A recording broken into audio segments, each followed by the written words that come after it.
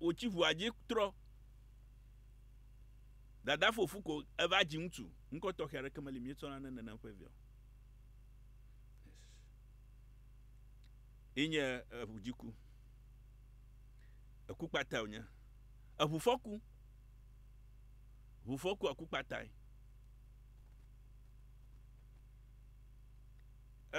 nenya ba nyima fonto bujiku adidi nwa ka magblelore to mahabla ene molema nenya ba de viafu aku bujiku ene ma tro magbe a oblani de ngma obla de via de ngma ave di de chilefa aro tefe toki adeko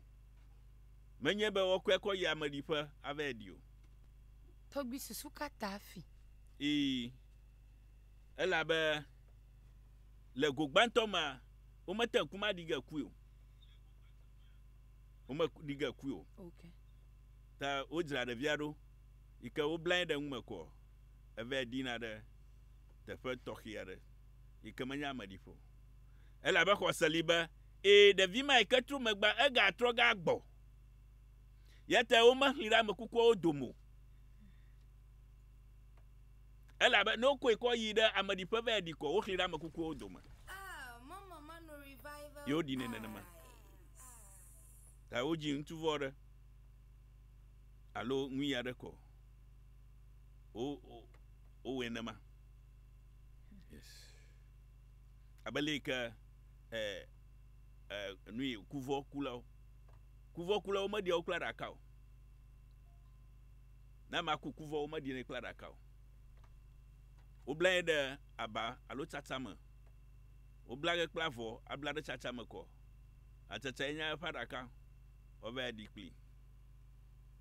o mo flara ka dinio ala ba kuvo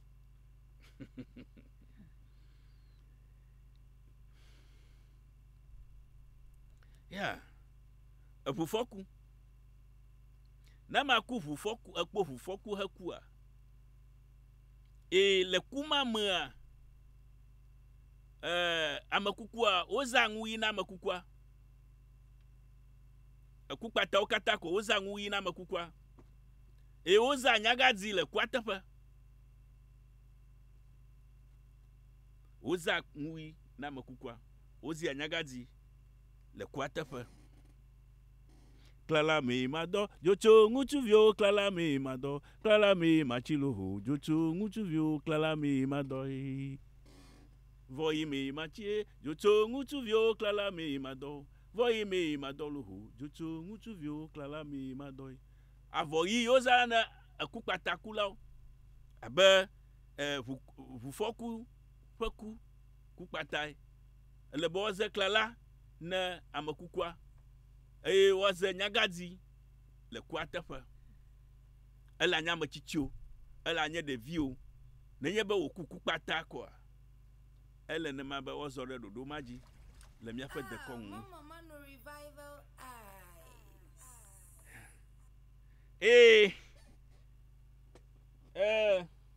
ne ba mara chitun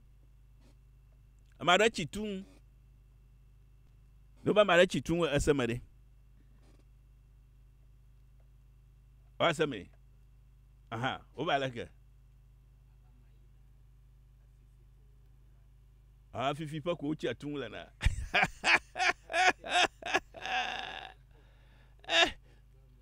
yeah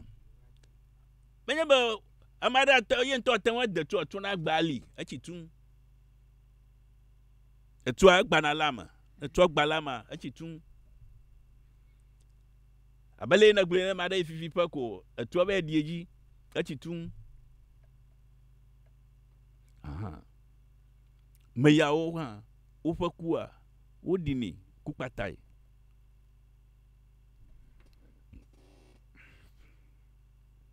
nanya ba amaku jomaku jobibi abale ka nuima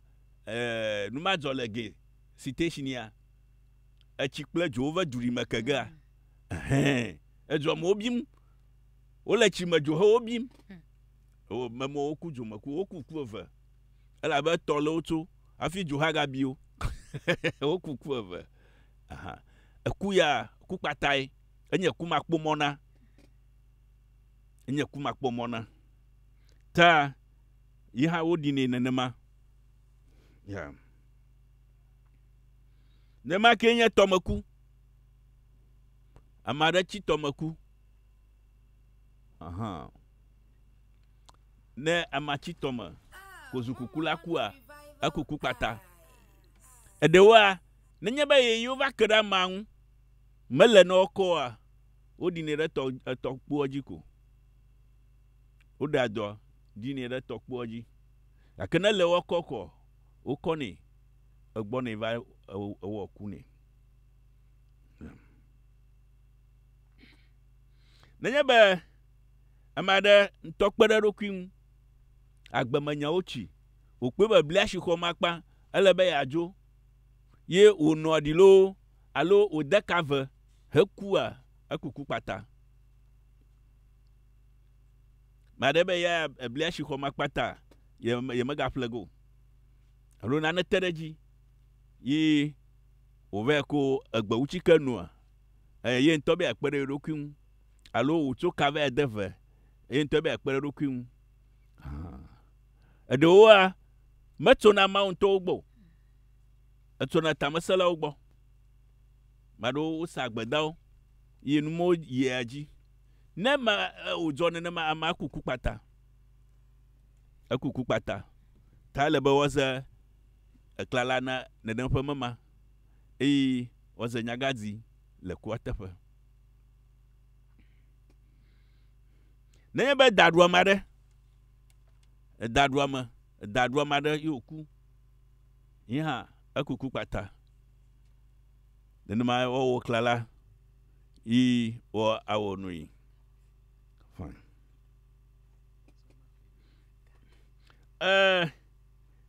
nenema ke lagba kple go ne lagba kple goa nenye be nu ya le have woba me etse lagba ele vuvu ne lagba kple go woba ma tse lagba ele vuvu ne lagba kple go woba ma tse lagba emafia be ede ka ve lagba kple goa emafia be amaku kple fu efu le si afi tafla tsi wozu kuku la ku woku kple fua lagba kple goe ma kuma hã woɖina wo ku kpatae ne me wòle ma nenemae ɖeka hẽ nye xovi ɖe asi ne ma yi yɔme ya ku wònye li nyɔnua dzi vi ko eko tro megbe de via xovi ɖe asi ne ma yi yɔme ya ya eku kpata ma ku woɖinɛ eku kpata mo katã yɔ me le fia nenye be ŋuadzɔ wokɔ tso gbedzi ya wotsɔ ƒe na ama ɖe kpɔ aƒa ƒe agbo ŋu womekɔ na ama kɔ gena ɖe aƒa me o wotsɔ aƒe nɛ ɖe aƒa ƒe agbo ŋu wotɔ kpɔ awɔ gbadɔ ɖe dzi akɔ ma va da ɖe afi ma awɔ ŋu sia ŋu nɛ le afi ma afi ava yi ɖi ne woɖi ame ɖo kɔ ma eda ɖaka yi ɖiɖi ƒe kɔ numawo katã agbadɔ mo katã le be wɔlɔe ato dzoe elabe xɔse li be dzɔgbevu ya ke kplɔ ma ɖo hafi wòkuku kpata dzɔgbevu ma gage ɖe aƒea me eƒe ƒe xɔse ma be ne wometo dzoe ke dzɔgbevu ya gali eye wòlie ne ma anɔ si yɔm anɔ si miame agbemawo numatae wotɔ dzo enua ɖo tɔgbi me ɖe kuku ma bia le ame aɖewo mu lena dɔ hã o naneke me fu ɖem na wo ame aɖewo ɖoko womlɔ anyi ko megate ŋu fɔ ko ezu ku nɛ maɖe yi tsi le ƒe nɔ anyi ɖi ye ŋutɔ tsi le ŋu ko evɔ ku maɖe nu ɖum ko evɔ ye ŋutɔ ku ema ɖe ekuma míegblɔna be enye gbeƒoƒo ku ta me le ku kpata mo gbeƒoƒoku elabe míaƒewo míaƒe xɔse gblɔ na mí be nenye be ne kodzogbe va gafia enya li ne gbɔgblɔ ge ne bomenɔ le boƒe enya li ne gbɔgblɔ ge ne bomenɔ le boƒe mara bia be meke nye bomenɔ hã yi nye me ke memi me awɔ mi ɖo ɖa yi nye bomenɔ fia wo le afi ememia yi nye boƒe numaye na be na ma ɖe me ŋuɔm ɖe gadzi wo be nka etsi bome na ma ɖe me ŋuɔm ɖe gadzi ko wo be tsi bome ema fia be eƒe ŋunya tsi boƒe hafi wova kodzogbe ŋtsi la koe va fia ŋtsi la koe va kodzogbe yo gblɔ be ama tsi bome ta ne wo be ama ɖe tsi bome menye be ekawo da ne mete ŋu ʋu ka o menye agbleme wo kplɔ yi ke bo ne mete ŋu vi o awo eƒe nunya tsi boƒe wodzo gbɔ ve kodzogbe yena me ŋuɔm ɖe gadzi o yo gblɔ be ama tsi bome ta ne be ama eyi ŋu ye nema míekpo bomenɔ ama ŋu ɖum ko kpo ama dze ŋu ɖe kpasa me ko kpo ama mlɔ anyi ko mefɔ xɔse le mía si be mema togbɔ be melé dɔ hã eku dɔ le ku elabe etɔ no me be eƒe gbeƒoƒoe ma enya wògblɔ ne bomenɔ le boƒea ya dzie me wòzɔ ɖo eyi ade ni elabe ne gaƒoƒoe ade kɔ ne wò sɔpɔta ebe akɔ hã kutsa mi be ao kabaka wo kaba ʋua le ready ne yakɔ dzoe ele tɔ ŋu lalɔm kusala gatsi mexɔ Bible lo ne eyi ade ko be va mi dzo me ɖe kuku mele ŋu ke ekplɔ wò kɔ dzoe ta ne le ŋuɖuƒe afi wòva ekplɔ ga dzoe ne le anyimlɔƒe wòva ekplɔ ga dzoe ne le anyinɔƒe wòva ekplɔ ga dzoe elala agbleme o ekplɔ ga dzoe nu sia nu yi wɔm ne le ekplɔ ga dzoe le gbɔ kusala gatsi ƒe dɔe ma ta eku mawo katã wonye eku kpatawo yiwo ke abele yi ke ekuvɔ le nenye be amaku ɖoɖo le eŋu yi ke megadzi me gba o ne ma ne taflatse ne ma mogbegblitɔ wònye ku hã wobe no koe mɔtsri ne bi me wònye ku hã wobe no koe mɔtsri edɔ ko ƒlem le dada ɖe xɔ me ya dɔ nye ƒlem le dada ɖe xɔ me enu yi ke dzɔna koe be medzidzi ge edɔ ma ƒomevi ega gbɔna ƒomevi aɖe dzi ega dɔléla eli ega dzi ge ya ta medzitsiwo be wogbe ŋu le dɔléla gbɔ ta ye ne ŋua dzɔ kpatakɔ woɖe afɔ aɖa ama ɖa ne mo le ma ya ke nenye be wòlala míekpo enu yawo ekuwo vɔ nyagbekawo míegblɔna nenye be eku dzɔ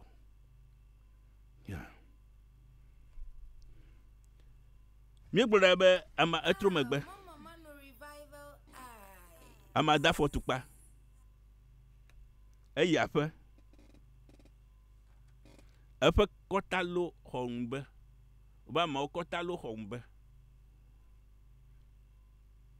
ema fia be ekue ma nyagbemewo li ya eyi aƒlime eɖe afɔ le me míeƒle asi avɔ ne ma dɔ le ʋu keke ko me dɔnɔdzikpɔlawo dogo xɔ me ko be yewo ƒle asi avɔ ko ema fia be ŋka ewu ŋu na ma be yewo ƒle asi avɔ nime ya egbedze ama gbedze ya kple bubuawo wonye nyagbe yiwo ke edona gake nenye be wònye be efia alo trɔŋua ye wònya wogblɔna be eyi kɔƒe trɔŋua wogblɔna be atsi geshi ne wobe trɔŋua wobe atsi geshi kuna ya be wo ŋka eda hwɛ edzo ya nu ye wonye nu kɔnu veviwo abele yi megble do ŋgɔ ne le blemanu ke miona na makua odone dong ke ne odo ma dong vo yo do ma dong a me yo ke da agbefa o me do shi oju o no fe do da shi tagbatu o fe do da shi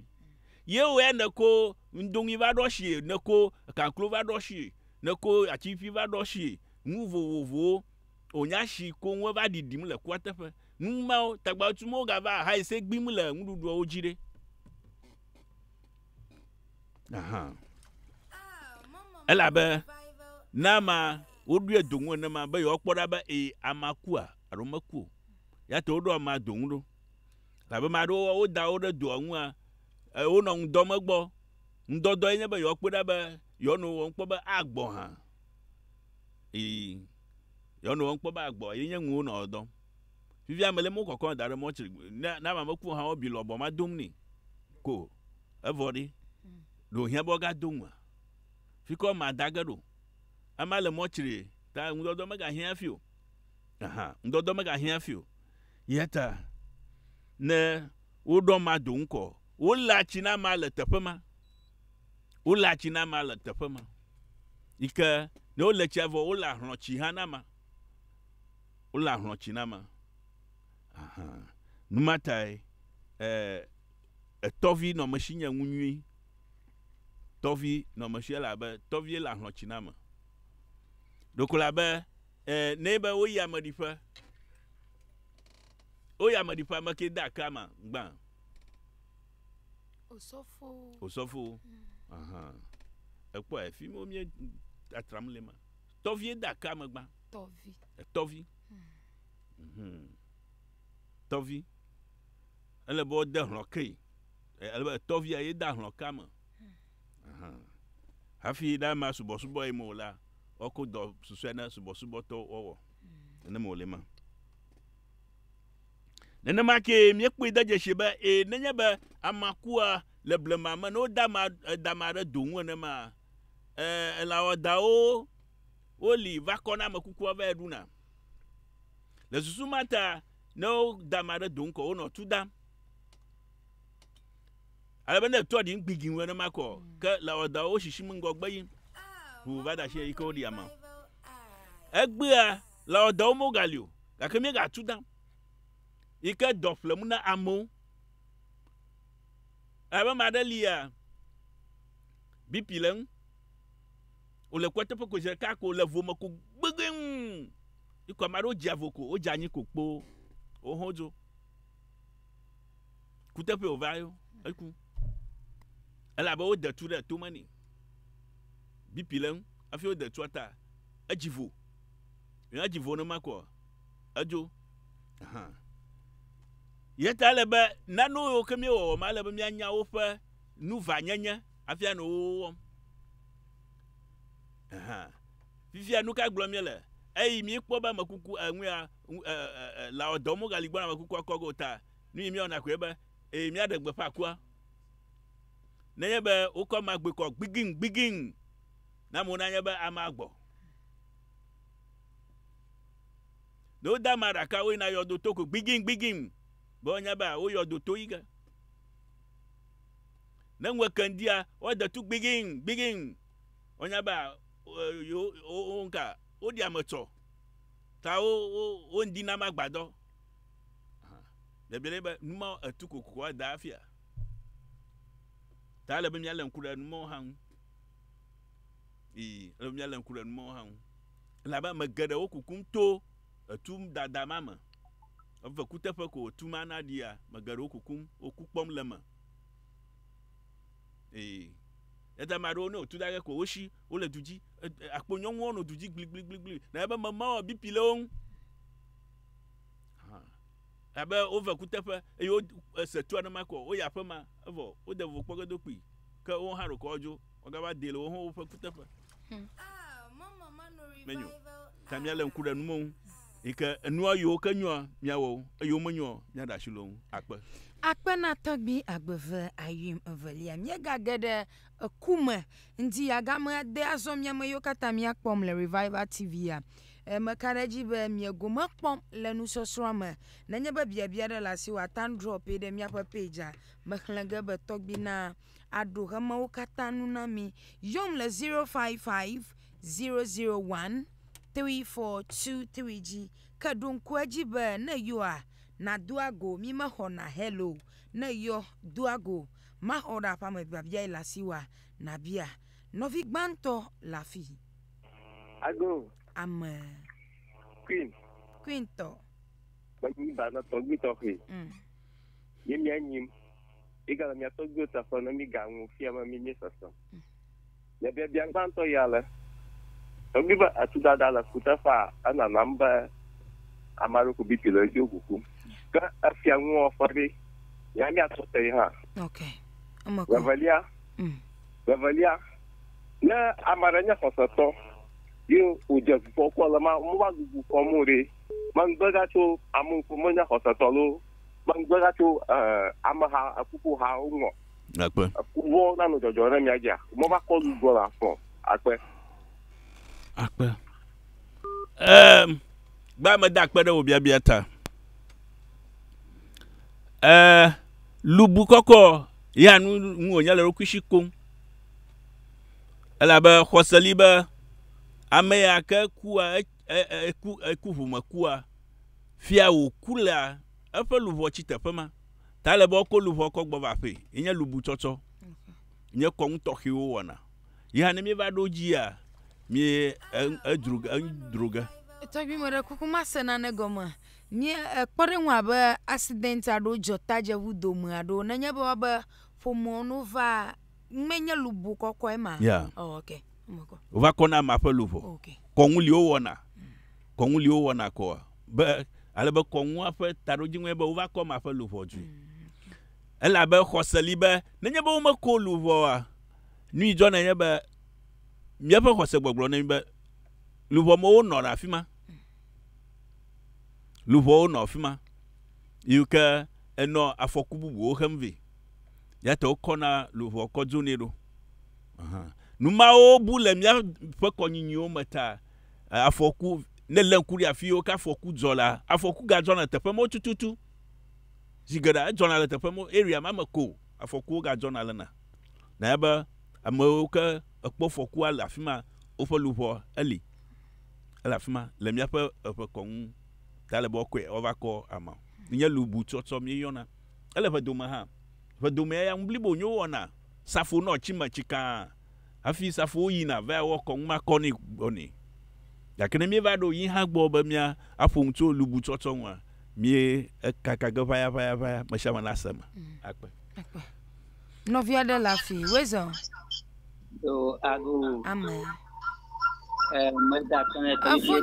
mada kuku joda le radio agbo mada kan to bi play ba do ha ti o egbuna no gbara play ba do o ma bie na ne to bi to ku re me mano se mo no gbon ba na bu ba de via de ma chi alo ati okua na no plateau ama kuno po yodi na ne ba de ma de achilafa Ipia tabi nanya achiuni ba kosa galiba de ma umugadi de umodi de beligrao no de ben kato khla ibango kode am kudum ka didira beligrao ba jilamo fani ba pobi atama ko mantinamia ta ajibe ya nyanya ta fo ine le nyama ma mema akpe anya nyata fa be wona ma elem ya fefe konwo ma yike o woni klesusu be wa khemona akuma wo fomavi obe ama fofo kle dada wo ma fla nyigba o ma fia be avimaku no kpo eyan nyigba fefe oglona avimaku na ma kpo okay alebe na devi enye devi hafi jila aku na jilawo a efe ko ma di na ku Dokova jina wiko adi devia. Alebe ojo le devia pe kute ojo makpajiga. O mejo gara gbamo, ojo gara makpaji. Gama ko ojo ra makpaji a, o ko ne za hai na mo le kwatefa. wano la be mele menye ŋu Japan ta le be do ŋu nyɔkua be ma ga kpomo adzo evele ye be xɔseli be ɖevi ma yi ke kua atɔwo ga va dzo le ʋudzikuwo dome atɔwo ga va dzo ta nenye be ama ɖevia tsi ɖo nɔnɔme aɖe me le kpɔɖeŋu me eɖo ŋutsu me alo eɖo nyɔnu me hafi ku fofoa kple dadawo wome eɖi ame kpɔa wome ame ma ɖi ge be le vivi me be dzilawo mo eɖi ku kpɔ wome ɖi ge le vivi me be dzilawo mo ƒle anyigba kpɔ wo kua ɖi ge eku ŋutɔŋutɔe elabe ameawo tsi maɖewo lia ne be kefi ame le fifi le fia enye xoxoea yi ke yɔdo mekpɔm fifi la ya ho ye wozu be fofo nye kple danyewo meɖi ame kpɔ meku kɔ wo be fofo nye kple danyewo meɖi ame kpɔ ta ne woɖi me zã busu nyae ya busue ɖewo tɔbɔ ge ne wo ʋua ƒo ge ne kaka ɖeɖi ɖa te ya do ŋu wodo ŋu ne aƒoʋu ne gake na ma nye ɖevi hafi kua wowɔna ŋuma kple susu be woaxe mɔ ne ekua woaxe mɔ ne ekua be maganɔ ɖevi siwo tsɔm nenema o yata woɖena nenem ƒe afɔlo ɖoko le abe le ke ne be maɖe dzikudzikui dzim ne nyɔnu aɖe dzikudzikui dzim ye wogadzi via xɔsali be ekuya yata wotsɔ ŋkɔ manye ta ŋu ne eya kuko yi gadzina eya gbelɔŋue eya ɖukpoe ye wo dzesi de ne ɖevi ma afe mo ne asi mo ne fia be woatro eƒe ŋkume kuma gakpɔ ede dzesi o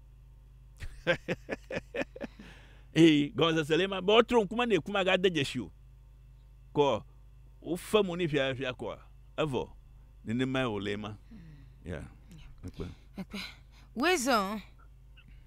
Ago. Amen. Kuma nyi bana togwe. Kuma ba dia ba kukinya kujoji, to kukinya kufafia. Okay. Akula hot. Ekwale hot, ekwale cool. Na ma le do kua akuku fafi. Gake na ma kuku kpata akuku jojo. La be xɔseli be ama ƒe ɣeyiɣi me da afi oku ekuku jojo nenema wòle ma. Wezo. Yo, ago. Amen. Adu bichoje telom na ba. Okay. Maraku ma dia pagi sabarade. Opom tu kada damanti ba na madai da bi mala azbai ba akuku vialo ifa marana dake ba kaka agba mafia nanya amada kupia amabugi alo pastor bugude kadege bandi kan ma dia la kanya otala trobo na akpa hafi numa na trobo ekude amayo kaji kwajoro mayo ji kwajoro akuto elabe nuita ma gblɔ kutɔwo nye be sɔliha me dziamo ɖewo dziama ƒoma aɖe me wo dziama ɖo afi ame va yi ge ɖe sɔliha me ge ɖe habɔbɔ me yeta ƒoma ƒe ɖoɖowo dzi zɔgo le yeta nenye be ku dzɔ sɔlihawo va hã ƒoma ƒe ɖoɖo dzi wo zɔna ƒoma ya gblɔ be yɔme ɖi ge gade yɔme ɖi ge ganyi yɔme ɖi ge gatɔ̃ yɔme ɖi ge gane hafi wo ƒe ɖoɖo ɖe ɣeyiɣia ke wotsɔ na wo ŋu numa yiwo ke mewɔwɔ mewoa ya ku ɖe míame yiwo ke dzikɔ dzɔdzɔ ɖo eye míame yiwo ke nye kristotɔwo míawoe menye vovototo yi ke le subɔsubɔ kple dekɔŋu domo ta ɖe sia ɖe míebunɛ be trɔ subɔsubɔe ekedede me hã wobunɛ be trɔ subɔsubɔe ɖoko le abe le yi ke nenye be amewo yi abe woyi mɔtri gbɔ wova kɔ me gbɔ wodoa woku atsi ado aviama aɖe me be amewo na klɔsi ema hã amewo bu me trɔ subɔsubɔe yata ku aɖewo teƒe abe kristo kumo teƒe womelɔna be no do no wo tsi ma o Everybody, may you cover for Shama Cuckoo, or Closh, ya, he had Renonia, he has Bosubo for Yakunia. I'm over for Shama Cuckoo. You bottle am a quarter, a low bottle am a differ, a low bottle am a hopper, no cloche, he had Renia. Never ma cloche, I shall no ganama, ne yakake upo, a kagakli, ne kakrupo, a kagakli. Ka up for dollar kutat some other creamer. So sumata old dog mabber or clochero. Alabe, Miapa was a grave, a mamma, a via mamma, Ikanya magama, a clona, a demon for movie. A clona demo caba. Yet I old doma, Umazak Bubarakato a viamo. Umazak Bubarakato as a viamo.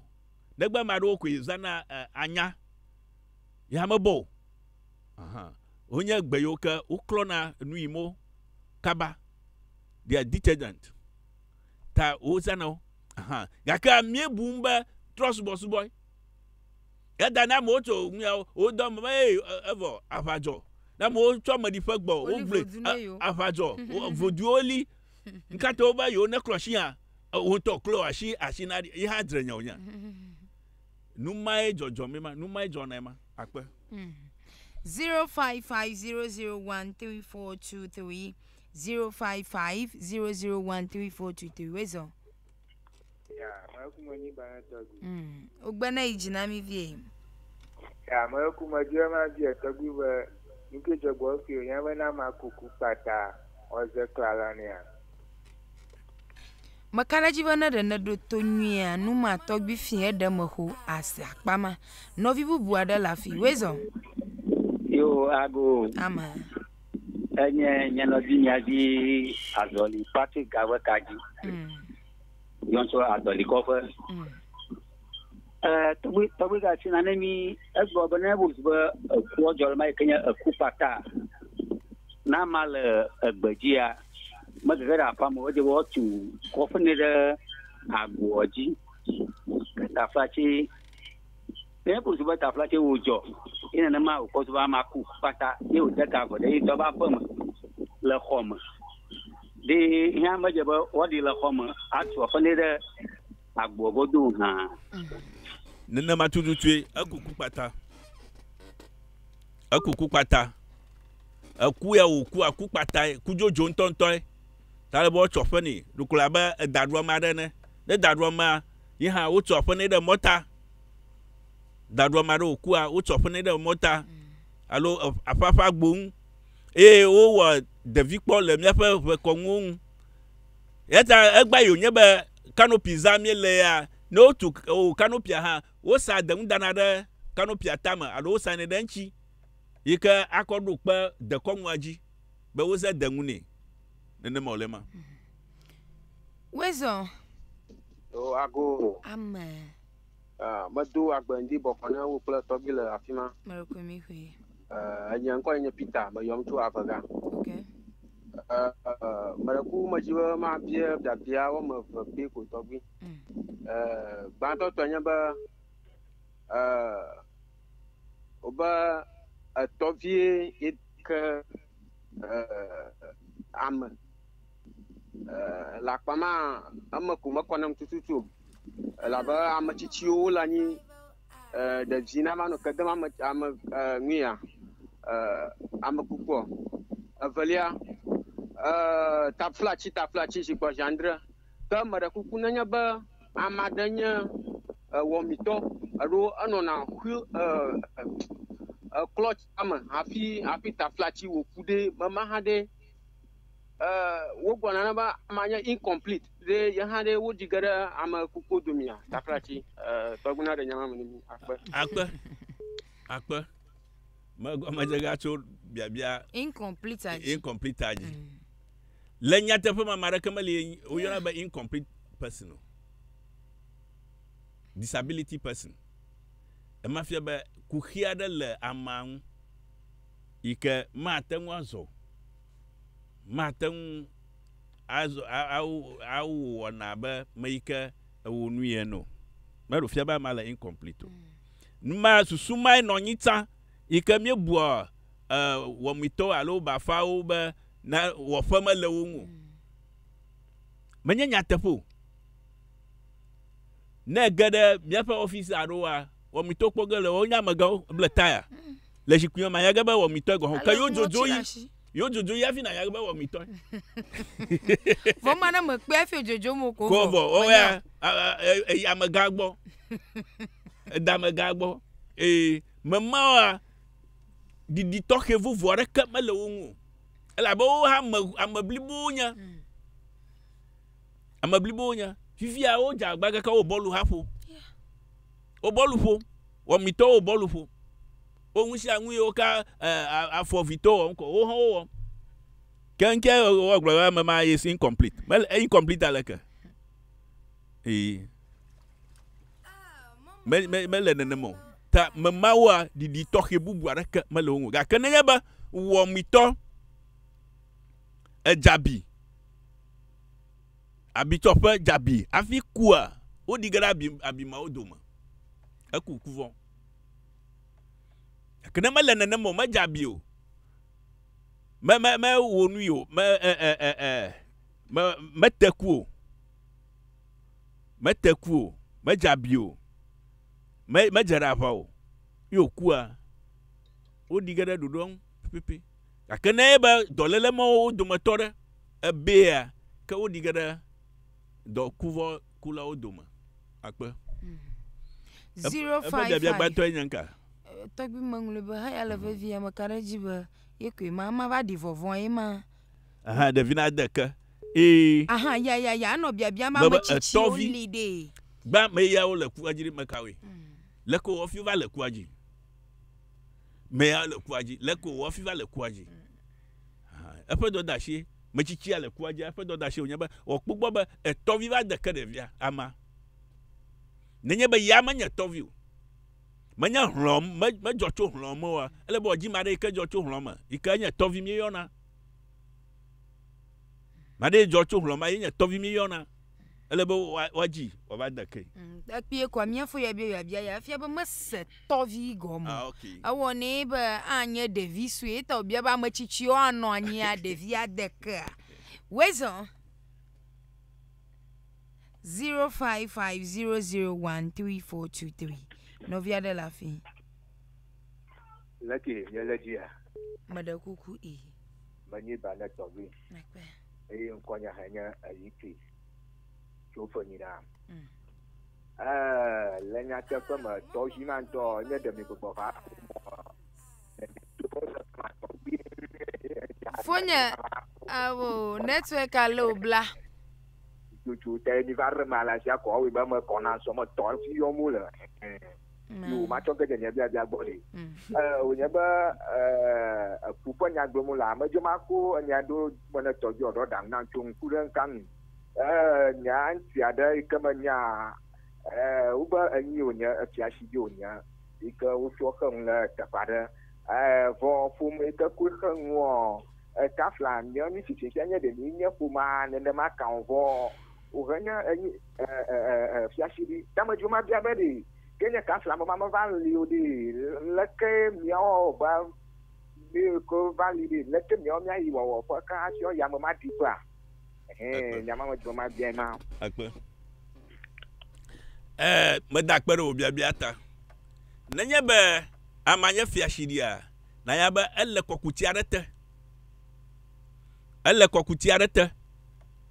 Hallo, subo de teole. Ya to ye be fiashidi lo. Trokoshi. Yo be fiashidi. Trokoshi. Fine. Trokoshi ma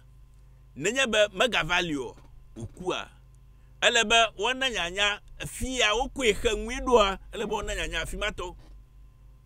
Bo ame over ko hanwido gbo mali ele be wona li o oge afia di. E le di vo megbe ha wona li me yo ka ku ehanwi a ekplikɔ yi trɔ ƒelia wɔnaliwo gagbɔ na wɔwɔge ta ele be wɔna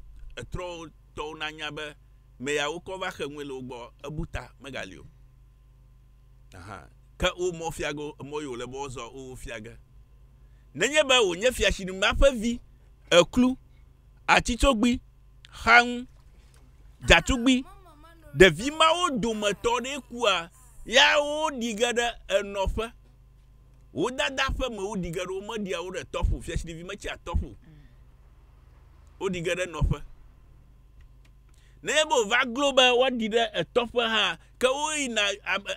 abobu tugana o ma digada fuma fa bomo ela be koseli be nebo dida fuma fa bomo ka o ga fleku da khona fuma ka fuma ga ifi ashiri kafa le molema akpa Novia de la fille, raison. Hello. Novia de la fille, raison. Abo. Amen. Dobu matabari. Nyara marakana nde no nyiwana basta na gong. Like una manyaba na be you can ku tomo wa dinda like wana kole afo mo balisema ba anda ka ba kuma amaru ba wa mula afo mo de nki watinga ka kokovi akpa nenye ba oba o ma wo kwala fa mo manya nyatefu no ba fu makukula o ma wo fa kula fa mo manya nyatefu wo fa kula fa ma gaka wo to afa na makukwa da afafa gbun alo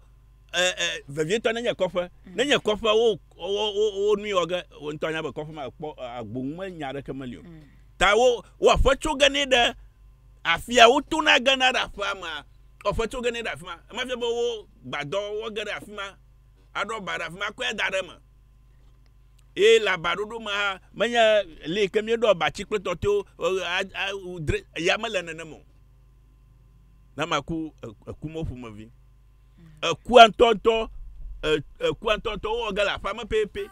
gaka makuku akoko gamo la va gada fama la ba ko saliba na o ko gada fama ya ka dogbevu aklomaro alo nui ka daka mafi onya kumakula ko ga ko va fama yika tan ga zo numa we ba fu ma do wa akuyi okuna ko nya ba humaku iko kuna no kui o ma ko nyimo ta na okugba fa to magba ma obuga kuga ya hafu maku aka kugola fa to ma obuga kuga fu maku aka kugola nene mo jona ma nako akpa wezo 0550013423 wezo hello aka badago ama maji bala tawi tohe akpa marakuku ogbana ijina mi vie baraku anye vie ba yon chora la ma okay baraku ma dia tawi ba kapla nanya ba amare ijipa otro magba aku jojuelo aro fumaku ha akuku pata aida aku iko yona ba ko vira shina ma yoma e mafia ba ama ejivia vo tro magbede de via ejivia vo tro magbedi aku de via gbo eyo nya jivo ko edime oyiko po maganyo yo glan ba ko vira shina ma yoma aha akuku pata adolia ama ma jivia kragon fodo lewun okukle fodo yo glan ba lagba plego ama ku lagba plego aha ama fia ba ma jivia fi ewun elebe wo doni wo de via lewun afia di o ma diga kple efo wezo yo David Seton ya wilo to jikaka akpa to bi pon tia tia to de ma tani ala gbagba la ba mi ato bi o mo pe de jeshima go sru to jijima bi do kuma ka ala ba ni nyama lu fo ma kuna on ta o ale ka mo sha mo jo tu na ba lu fo pa bo ju no no popo lo yo ma hana no do kishi le wi die o su nga ja pa ma ka kene ba kun ti bi bo da kuku ba yike ya trobo ne na ko ti bi bo na ko je de shima sha ko sa ha fo ba gele ngo ma ti ata awi ba nya mo do nya le ko ba ma yo tro ti ma ga je ko sa ma alo kristo ma nya ba ga ja de ma bia do ngo fia e to bi de ma na ma vovo i ga va do nya ba fia shi di de ma nya ya ba je tro ti ma ike ma ga le ni mo bo vo nya ma re ma to bi ba le fia awi ba ga jo ma bia ma ke fia shi di ke tro ti ma ide le ti no va ku de le ke nya pa ma yeah akpa goma ma yo ka pleve ko trolia me maoje agbale elabe fiashidia megble ko ba konuli ne ba tru megba konuli o wona hafi dini no divo ha kɔŋuli ke me yiwo ke koe kɔ xe fiaɖi ɖe kɔŋuliwo wɔna ta nenye be ama xɔ Kristoa ama menye fiaɖiwo dzi na wo ɖe menye trɔlewo dzi na wo ɖo dzi afi wokɔ yi ne trɔ alo afi trɔ xɔ yata me yiwo ke koe kɔ xe trɔlia wo dzi agbale ta ne be yenye va xɔ Kristo ye wokua woɖi kristotɔ woɖi wokɔ gbada ɖe ƒomea dzi ƒomae eme tso kpɔ ge nene mo le ma Wezo ya devia soetɔ ya wɔdo agbenu dzi na agbe tɔgbi be le dɔ dzi ya manu foto mafi sase pe yona be doji mede ku de donc mo to agbeji ba ko ba gele di fe nyame ya sese mo gbebere ba do ta fa nte pire gbo wale we tutu de e ga zo nya wa ji nte do ma ya me gedo ha do ma wa no te fo afu fo ma te asenya yo ka ke enya e gbo mo to nya fa ji ya hinta be tu ma ko ko nyo fe ya sese yo wasenya okay akpa togbi pie ko do ko jibe ya afu echia bomana de donyo ta ha de kuku be ne next week atenu aga gbo ple same topic ala be ye buibe amado kokokwa they still need this lesson. Okay. Novia de la fiwezo. Yo ago. Amen. Ya maga do agbendi bokone mi ko tobi aka. Yo majiba ma bia bare. Ngwa ye Peter mo yo to ga. Okay. Majiba ma bia ba do jaba o sopo na gbo ba nenye ba ye mali ku mo ku mo da ma da ka ha. Le gomama o sofo na gbo ba o makpo mo adama da ka gba o sofo le bo nya ba me ye jama ele bo sofo na nya ba me ye jama ma de jama hafi over gere ha ma ele bo nya ta le bo o de ka kple foma na o de ka nuita o sofo no nye o gbo na ba ele bo yo no nya fi o dama da ka nya ba ma do o ho Kristo ga ke no over o di fa foma o to nwu ma nya ta nwu dana amakuku dina kpa amakuku togbi le goyama nanye be amafoma me wodocho hafi va ho Kristo tanami togwa ba miamaro na mi ho Kristo evo sofo zu dadi nami kakele goyama nanye be nana ajo akuda mama nwa mo sofo gbo igolo foma gbo igolo tananye be foma pe be ahia na yo be yoko nana support amakuku afi wayi de chiede o sofo abe malonlo gewa kokwata ba nya no o sofo malonlo ye pa me menye pa me kanke jofi menye pa me ga ke yo me le subo ma yo me ga ke le fumo ma menye yo me ni le nya ba ayo nya ba abe ho Kristo ayo le na ma wu yo ka subo mo la agbanwu le nu ma ogbo agbanwu le ogbo ta me ga ozamo ta me hia ba ne odiga wo ga ko mo kpedenwu akwe numa tai osofo gbara ba lebe yo no nya fi oda maraka plesu be nu yo ke gbo ma gbenwu le a ike wo ga nu mo zagani yata wo gbara ba lebe yo no nya fi oda maraka ne mo le ma togbi na mama kona mu na emene va kwemi ada ahwedama ba yo vi fa kua amada shime wo toni ayata yo jiba na mama nako makpo de tabakpo wa mado ko ayi kple ha dada kam gboglom de mbe na oyi a na jagbagba wa va efe luvo na jagbagba wa awavu adama yo na wi adego nanye be fomu ada miaza ko wo fomu a nyechu be kujo de ko wo fomu a mafia ye fomu okpe be nu yo vi afoku amade shimeku ya to je be yo se nanama ye konyo sofu na va chitre fia ba mo Kristo ta ye malonlo go kwa uvi ma anya dia anya didiga elabe lega ufu mama ameyikwa ameakakua afa khose gboglo ni be vondrodro ele wo kple ameaka wu ye kple eƒe mawu dome. Tɔbi ko ŋuya ma nye hunya le osɔfo kple ƒomea domi o. Ya ta me be ele be ɖeka wɔwɔ nano osɔfo kple ƒomea dome ne be ku adzɔ. Wɔnɔ nyi osɔfo na nɔ nyi kple ƒomea. Wo adengblem gake wo ko nana kpe ɖe ame kukua ŋua ke mafia be wo ga ma kɔme emɔ xoxoa dzi tome. Ike le gomama osɔfo ma lɔgo. Nye ha nye ma lɔgo. Tɔbi akpa me. Osɔfo ma lɔgo. Akpa me kɔ gake mi tso fia be hunɔ edzim. Ame gashi nye danye. Fofo nye hunɔ. Ko fia be trɔvie menye. Gake me va tsitsim ʋua me kpe be no dzinyalawe xɔ nenem voduawo gake me kpe be ma xɔ Kristo ye me zu Kristo tɔ ye me ku ekua wɔ ɣia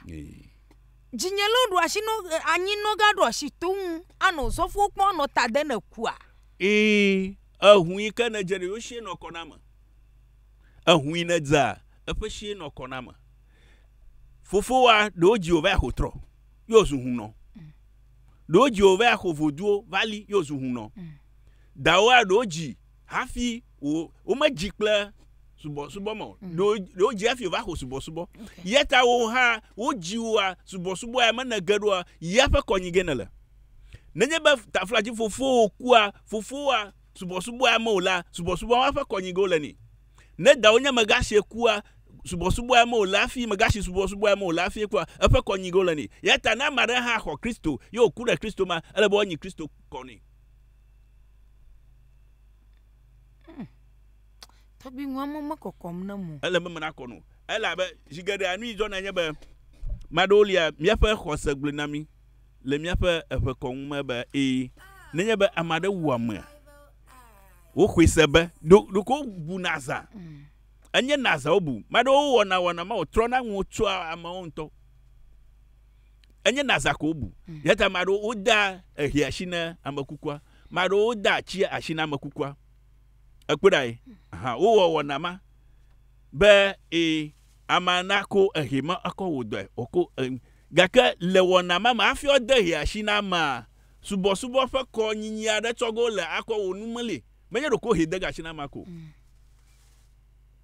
There is a process. Okay. Subɔsubɔ ƒe kɔnyinyi aɖe dzi zɔgo le vɔ mema megale subɔsubɔ ma me o nu ka to subɔsubɔ ma ƒe kɔnyinyi kɔ gakplɔe ɖo megale subɔsubɔ ma te o ɖe edo le kɔkuti ma te ta mele be wogaze kɔkuti xoxoa ƒe nu ya kɔkɔ akplɔe o nenema wòle ma susu ma tae osɔfowo ɖo wogblɔ na be ele be yewoanɔ anyi hafi woada ama ɖaka kple susu be womagatre mɔ na ma o miaka ma kpɔ be yate wo zo mɔ ma dzi ayi eƒe xɔ la gbɔ fi ma wo va ge ɖo maɖe yi ke tsingeli subɔ hã ekpe be tsingelia subɔ ge le ya dzi zɔ ge le ayi wo xɔ la gbɔ tsingeli tɔ ne zo yo tsingeli dzi Kristo tɔ ne zo tɔgbie me kɔ ma biabia ɖe hafi ma gaxɔ míaƒe yɔyɔ la ɖewo hafi ma atrɔ ɖe biabia gbɔa nyateƒe ke le nya ya me be tɔho nɔ ya sofachi ne nyateƒe ke le me be nenye be o datu alo o de gbe ɖe ame aɖe dzi ya tɔbi me dzona I don't know how to put this nenye be o de gbe ɖe ame aɖe dzi ya afi ya o tso de gbe afi ma tɔwo va kɔ na amea nyateƒe ke le nya ya me akpe nenye be ne gble so ŋu eso na kɔ ɖɔ gbae ne gble so ŋu de eso kɔ ɖɔ gbae ase nya me ne me ne va fia ma ɖe ƒe ŋu yiwo ko va botra le sofa tsiƒe yi ke nye nogo kpoa ne kua fia wo ko kɔ yia ele be kɔ yi teƒe me alo kɔnyinyi ke le teƒe ma ele be wo ŋdɔ ya wo ŋutɔ edzre ɖokui vetrɔe ta le be wɔƒlo gake nenye be edzroko menye be ɖo kɔ ma kɔ yi trɔƒe kɔ yi nogo kpo alo trɔƒe sofa tsiƒe hafi dzɔgbevutɔe elabe thunder blaster enye be gbelia egbeli ike ne koe kɔ da ɖe wo niwo ma fi me koe kɔ da ɖe dziƒoxɔ ya te ye me ko kpe ɖo dzi gawie ve ko ma lala ne ele be thunder na blaster xɔ ya wɔ egba ge gudugudugudu ese nya me nenema ke eƒe resistant li egbeli no okwe ko da de exɔ ya tame tanda me exɔ me mokpo ga blast exɔ gbedigbedigbedigbedigbedu eƒe resistantly yi ha gbe ko nya ya wɔna bubu aɖeke meli o ne nya ko gba da ɖi ko eli protect ge nenema ke ne ko gba va tso wo nyo me ne ko gba da ɖo wo nyo me ɖo kpedzi akɔ tanda teƒe ma blast you are attracting thunder over there ta strike ge ele vuvu gake no ko ma va bu troy le sofa chife de it's a different altogether yeah ne jore joko on te gble so nwe so ko rogba le be na yi. Now back to my question.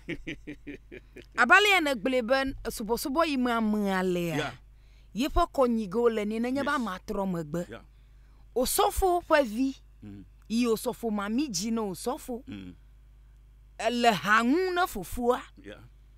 Gakave fia madafon yoko botron. Abale na weta bia don goba na nyabu kwa ma botron. Now obo osofo pavi ku. Gaka anyaba afi yo ve kwe botron le yoko ga yia. Anyen osofo na lore jia. Na osofo gbe a osofo no diama na nwi ka kpogo le ko pe. Ya na diama ko nwi kpo. Na nyaba ama fi ofi. Yoko ve botron le fima. Yeta nwi va blaster. Nwi tanda va blaster. E nelon nadi. Nadi ko nwi dodoga chuma odogo chumi. You have another blast. You are inviting more blasts. Yes. Ya nadi. Eta enya amanya ba osofo vie nya. Osofo vie ro fiafia. Ayo osofo vie fifi ko ega. Ega de hatutu mu mata hatutu am ogero. Ebe hatutu mana wo dokli. Period. Life hard. Wezo. Yo, mi areja jiko. Agba.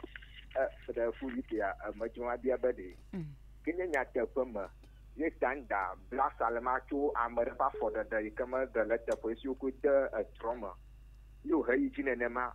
But you have Yamare whom away, you gave only a low America Dama from a Gano to Ruba, Bomani, Josia Lata, I will hear ya big with the Puma, but for them so often Yana Brella, ya big with Namamoba, when you George, I never. Anya jolo vidi le ma wo juma bia ma akpe tro ago nye be ma tro ya henwu ovonya da ko da fe yeta nenye be nwo dzo ne ma wo we ve da ma o eva da ma tro be wo fi e fa gaso ina va da ma tro ma ko ye tanda va blasta ma wa yi kwatefa na yi kwatefa ko va du le kwatefa no ha le kwatefa ko tanda will blast you too ela ba ma na wala na va dakpe etro do no tanda va dakpe gaka wo ya manya mata etro bobo nya mvodi wa manya ba de etro ye bo ye va wu mama wa na yi ve no puka o dakpe na be no ga koklave o ko ve na ga du me va dakpe khoga fle ya manya tanda de ko trovu vu ha o faligo yata nanya ba ye devu are gbe ko ele be na no ready me ganye ku de sha de tafa igelo ela be le trogle ma nu ikali ko nyeba e ma o dono me da kpedemo e faligo yata ne be abotro ele be na abususu jeve ususu na o dono jeve na menyo akpodogere ji atuta ho yogla ba ma dokporo ji tuta ho akwe never botro ye etro odono do mi manya me made ma fi un le va fi ohun le tajefu supo jojo to va fi un le tajefu tanda va blaster ma ro etro va wu ma le jojo we na le duji buga yi kwata pe va to won odu to ha ono manya be tro ku ma ku de gboku na tro lifo ho ebe odono ma khafa de o ku aka wu ma o ha wu ga Where's on fonya fiave? Queen. Mato. Madanyi bana to bito he. Akpe. Nya bia ga yala. Achu bia na to bi fia mama kokona nya ho nya maga Queen ala. Uno fo ba do ba ma drovi ma kona makuko ta agbo. Nya ba parce que manya voya que amada ku manya voma de ya na ba ya kama daka voma pa maga de daka ahia awo Onye fiave. ni lienya bade Osofu mama ko ga dada ka mo. osofu mama daga daka Osofu ko fuma noga. ama ugbo noga oda ma daka menya osofu ma daga daka osofu ero kwa ma ugbo no plus sube uma ga na me makukwa na tremo Nkukulu ya kana garam. nkukula raka na gada daka makulu liaka yonyaba adogo kokutima te subo ma te gada subo bubu te ko subo ya te o gado fifia yo konyigo leni tamanya bo o kongwa deke ako na ka dada kamani mata o sofo gbona nyi noga manya o sofo ya ma daga daka o sofo hlobu ma da hlobu daka hlobu onya gakele bo ononyi le subo ya maka de viale le gbota le bo ononya fi o da maraka le subo maraka maga atremonio. It's becoming so interesting. Yoyola ga yoyo magbona. Mi ga mini TV ya na ga Togbi. Togbi amade le trompe. Nya tron du vie yi avoyi bole mu. Ono trom vu chidu afiade. Hafi va kpoba a oyebe ya ho Kristo. La shide de lo tron wa ga de Kristo mu. Davi vejedo. Usofu davu. Manana kama samu. Gaka uleta mani be. A trondo dana donto. Kaya tro yide. Yesro hoho gbobu. Yo tro yide. A trompe. Kove cho do dani. Madan kakada ko. Davi muglo. Avo usofu manya be. A tro yide. Asro hoho agbo afi. Uda do ani. Nkaka vea da magbo ku. Make ku ya hogao. Yeah. Awo ko trogboy. Mema awo ko trogboy. David chashi anyi. Ayo oyi ba ho Kristo. Enya ba do fele. Na nya ba afi o je do nya trogbo otu a. Ma ho Kristo akleji o. Ma ho Kristo akleji o. Na ho Kristo akleji a nothing will happen to him. Or her. Ato le trop akpajo na ne kemo jojogereji le trop akpajo gaka yo nyaba eleve domi eho Kristo ha eleve domi evo vivi ayo leve domi ta elebe tro na pom sedeji ta yo tro yi tro oga tro yi tro pa e ga so tro duvi ta ne kwa Kristo to modigo ne kwa Kristo to modigo elebe fumanana Kristo to nyabe alo sofo na nyabe ga trove mi agbo mi atoy elebe fumanana onya o sofo na nya elebe le fia o ga troya konyinyi vuvu le tefa ta na o sofo o mistake ayi vedi de mama fa nwi ko o sofo jafoku ajafoku ta elebe fuma na no nyi kle osofo adam na osofo ba awo mi ko sebe aba ko Kristo ga ka le fa dojejema aga trove de pokukwa o ko trogbe trogbo ba ta mega tem Kristo fa didiji nogo osofo amesega ga ka ko osofo le stubborn ka le stubborn ne molema Okay. Mako. Novia de la fille. 055-001-3423 055-001-3423 Mahono vyo mavoko akama tu kapogbo Wezo Ago Ama Manaku Nyankonye Rafa do Pamarioncho Forta Aviva Mani Bana Tovi Okay Manaku Tovi Glo Fiashi Panyada Ba Memo Fiashi Kwa Maja Body the top of Beniga Body the North of Beniga Able Zuba maybe a offer ha when about maybe Fiashi Diana Kwa Okumado Oga Denamata. Able of Mala and no 5 years, but Obamuga di Shashimada and no 5 years for the kill Joan our hand. Nanyebe mi fiama elebe tafla chelebe tududu na nonyi na senwa manwe magbogbomba nanyebe fiashidi kuwa fu meaka ku fiashidi maba akanwe a no na etronwo onyabe wo viaku ne wona yo ke lia wowo gake ne fiashi di via pe viku yikenya achichogbi jatugbi eklu khang wo do matore ku fiashi di pe viku a o ma di ne na topu o di ne na nope ela be khosali be le gawo mamma o fufu yinya etroaka gbo o klo dada ko yi fi menyo o fe tope o ma ganye tope la fi o kenenye be o va hia be kokoko wodi o de tope a ele be wo to ma di fa bubu now o di o de tafa bubu o ma o di gada edzo fa ma di bomo manya fi ashidi anto ma onu fi ashidi anto ya meyoka fi o ve khan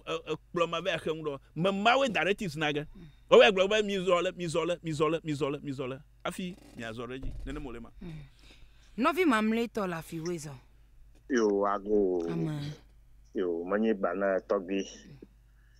la afakata mara kuma je ma bia fi ananya ba ma de afulashi yo kukula fua mikata miya ba yo kuna ma wode via de galan de bi makla adada de alake wodi na we enyenya bia gbanto bia vali abale mi osofo to gblomi mikata mi joto hlovo ma emi nya ba na nya ba makua wo na hoko nwula ma de osofo ahamo ba puma makpomo owo ahoko nwuna amayin gbawa akpe meda akpero bia rokonwa li vuvuvu ayi ka le de kon fa padia nsema le osofo shi be o mo wogo gaka nenye ba subo mata me glomba ele ba mianya vuvu toto le subo ple de kon duma nenye ba wona ele de kon ma osofo meten gbegbego nsema le shi ogbego gaka ne gede trust subo ma osofo mo lonogo la be ga fo mama de mama azu osofo fa gbashivi ayo nyo osofo fa gbashivi ta osofo na we fa kongu ni nene molema ta nenye ba onya effort de kongu ma ya osofo metagbego ga kana for da subo ma ya osofo tenwa gba nene molema akpa bia gbanto ba leka aku ya la couple de via dige afula nyonwa shi oyiji lagba plego nenya lagba plego ama ye viji peko ye majivio ko okuple afu ale nwo oku kokoko ale bode de via nwa fiadi ne wo mado no amadiga wo ko de via dara kota ne vidada edowa wo dan de ha afidina akwe menya covid ashina ma yom yi onyo etamado odiga ha deka o osozo gadu osoga neye ba onya covid ashina ma yom a kama fia ba vidada jirevia kotro magbede devia nya covid ashina ma yom vidada jirevia vo etro magbede devia lagbe ya vidada ko digole amagbagba odi me modigola motoka tolia milo togbi makaraji be miafo ya pa bia azomo eji alebem nenya be devia ku dada ha ku de yodo de kama mlogole wato amlo yodo de kama oto yodo ma gaka madolia le tepado wa woglo na be devima ehro bubue woglo ba ehro bubue ta ukone ya afa fufo fafa ma vedina aleba odina de vima de fujikuo odina de fujikuji odina de fujiku le aka fujikua roko bla de via de mu vedina de amadi enwi tilafalo arotefe tokia de kwa nene mo ina de vima dige yakene ba vivo folno da shidejia ko ple da dakata diga de tefereka emako Akpa mi apa nyasalo nyamaga te no via ka hogo ma avudu ano Revival TV ma na message sado le mi apa page. Apa Philip said them but kudos the via suito and her panelists. Thank you so much. For a Warriors Koku Enogba, good morning. Andrew John Emmanuel Mary, good morning Toby. I really love your teachings. May God multiply your years. Thank you so much. Amasia ma ikami akpo ma mi akpedam na mi. Aso ma no Toby boba wa apo nyata kwa. Mia aglibe gbema akpa ba ma fo nyata no eli kwenya ba majima na fedu ananya ba ayi kwoli ala o le hachocho ma ta elebe ne kwajo mi akpa hachocho ka me akwale hachocho le sha de kple fe kunu owai ni mi azoreji plus suba mi ma ga no kuflema no dan afamo abele ka fuma do liefia yika na manya vevieto akuku pata akuhujiku nui ahuku apofufoku yoku edeka veku yento no gbauchika yoku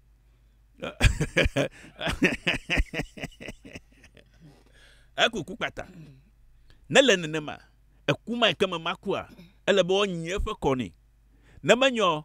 recurring kuma from view ga jojo for mama it will be recurring jojo anu jojo mde for mama nenema we ba for ma do live filafia wo afufoku akupata ko kuna o mala dokuna re homolo wo akupata ko na ma kufia for the cap of a toko bubuoku for the cap of a toko bubuoku o kata afufoku ko alo akupata ko nyana Fumado lienma because a conyi yafa konwa woteba trust boss boy ta o ma wona de konyi ajiota e matung no vava mu now ka ko matanya now ni molema o matanya now no mai na maglom ye shey ba elebe mi adaje anya vuvu toto ikele mi afa de kon ble mi afa subo doma trust boss boy ele rukishi ta na maro globe ya de kon gbele chingali subom na chingali subom me de kongba na lori chingali subom na la globe chingali to yenya period onya be trust bola na nya trust bola ala vuvu na de kong to ala vuvu ta de kongwa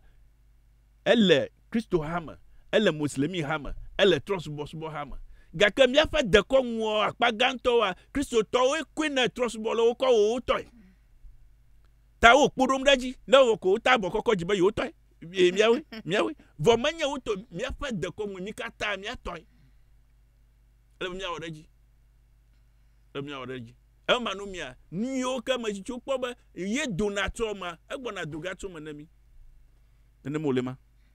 akpa mi da akpa na to bi agbeve ayim avelia makadaji be nie ga sronu wo gbanle ya ma na nglonwa do a Magabu. Na listen, visit the book and learn.